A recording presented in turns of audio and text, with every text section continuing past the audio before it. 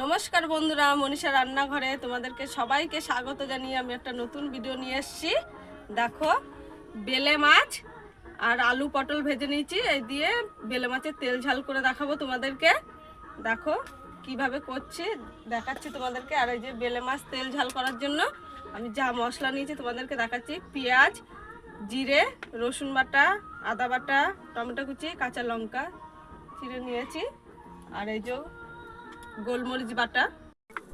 দেখুন বন্ধুরা, তেল দিয়ে দিচ্ছি কড়াইতে বেলে মাছের তেল ঝাল করার জন্য। এবারে দিয়ে দেবো পেঁয়াজ। পেঁয়াজটা ভাজা হয়ে গেছে দেখুন।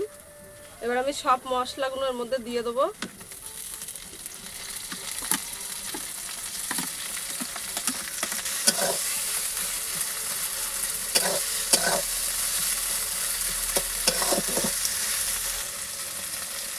লবণ দিয়ে দেবো, হলুদ দিয়ে দিলাম, অন্য লঙ্কার গুঁড়ো দেবো,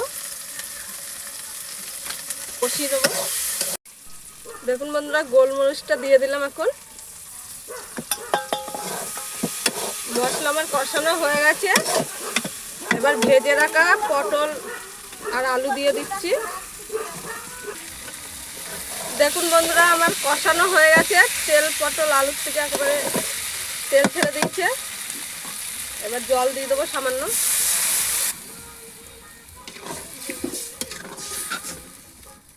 সামান্য জল দিয়ে দিলাম।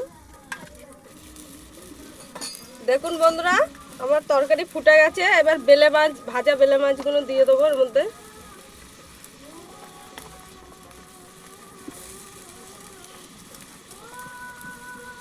বেলে মাছগুলো একটু ছোট,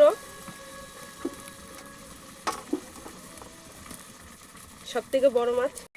দেখুন বন্ধুরা, আমার বেলে মাছের তেল পটল হয়ে গেছে। দেখুন বন্ধুরা, আমার বেলে মাছের তেল ঝাল হয়ে গেছে। ভালো লাগলে লাইক, কমেন্ট, শেয়ার করে দেবেন।